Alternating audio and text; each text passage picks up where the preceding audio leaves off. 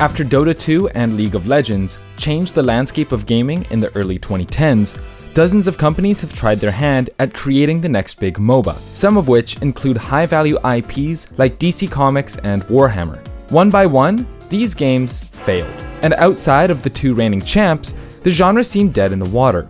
However, with the rise of mobile gaming in recent years, a breath of fresh life has been given to the MOBA genre. It's into that landscape that the Pokémon Company finally decided to throw its backwards hat into the ring. This is Pokémon Unite! In the game's first week, it exploded on Twitch, with streamers from every category pulling out their Nintendo Switches to try it. During the launch period, reviews were generally positive, and it seemed like a true new contender had entered the MOBA space. But over time, while there are still plenty of active fans and first-time MOBA players enjoying the game, the viewership has sharply declined, and the game's glaring issues have come to light.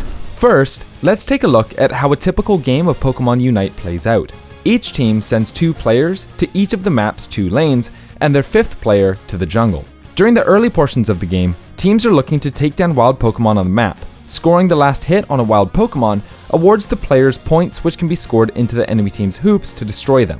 Each match has a 10-minute timer to ensure that games are fast-paced. Like most standard MOBAs, your characters level up over the course of the game with the added flair of evolution that comes with the Pokémon IP. Simply put, Pokémon Unite is a streamlined, stripped-down MOBA experience. A huge factor that played into the game's initial popularity on Twitch was its initial release on the Nintendo Switch. With the mobile release still in development, Pokémon Unite was received by the Twitch audience, who generally reject mobile games, as a console-first title. But make no mistake, Unite has been built from the ground up to be played on phones and tablets. Of course, that isn't inherently a bad thing. There are plenty of great MOBA experiences to be had on mobile. Where Unite separates itself from the crowd is its extreme focus on accessibility. You won't be purchasing items mid-match, and you only have to worry about deciding which of your 2 main abilities to upgrade. While there's still plenty of skill expression to be had in some of the more mobile Pokemon and map movement, most moves are simple to use and easy to land thanks to the aim assist. You can pretty much pick up any Pokemon, and by the end of one game, have a reasonable understanding of how they work and play. The ease of entry and Pokemon name have created an interesting mix for Unite's early life as an esport. When Pokemon VGC organizer Victory Road announced a tournament shortly after the launch, it drew in more than 275 teams, one of which featured former Pokemon World Champion Sejun Park.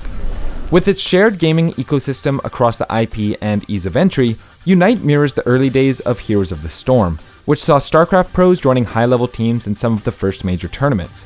Of course, as we've covered in the past, Heroes of the Storm was never able to draw the same attention that many of its peers could. Many think that Unite will likely have a similar uphill battle, trying to compete in a landscape that generally favors more complex games like League of Legends and Dota. While Unite does have map objectives, they suffer from extremely poor balance, namely the endgame buff Zapdos. Zapdos is similar to League of Legends' Baron Nashor, which grants a temporary buff that makes sieging the enemy base easier.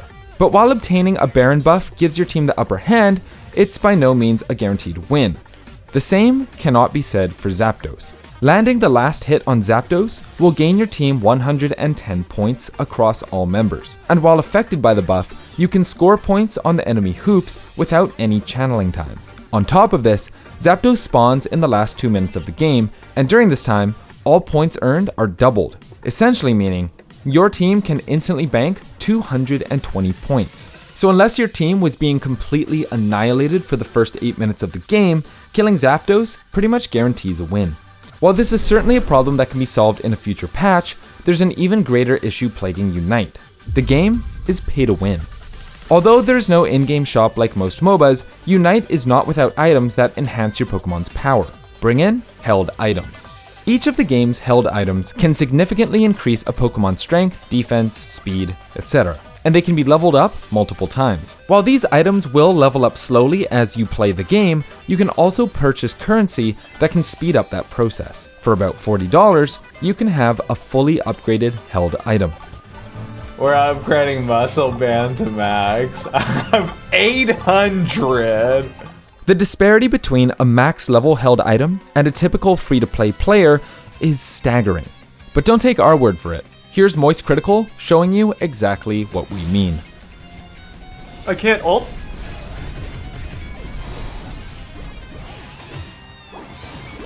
Okay, this is looking nice. That was a full credit card swipe there.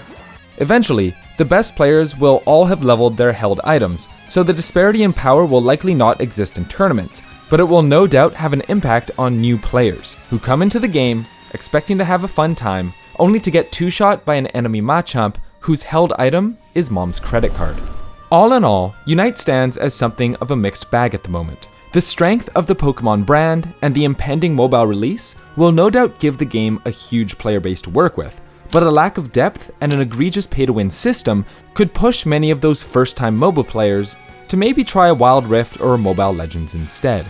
Still, with an established Pokemon competitive community ready to expand into a new title, and an early commitment by the developers to implement a spectator mode, those who stick with the game could build up a strong, stable grassroots scene. It is equally possible that Unite will crash and burn, or be the next MOBA to roll out a franchise league. Only time will tell. This video is made possible thanks to our wonderful patrons.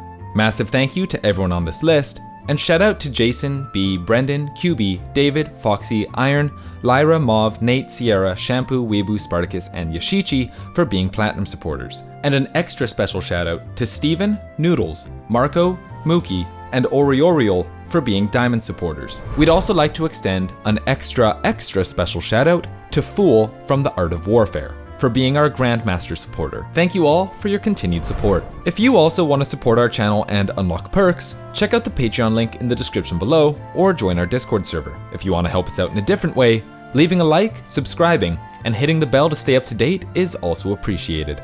My name is Jonah. Thanks for watching.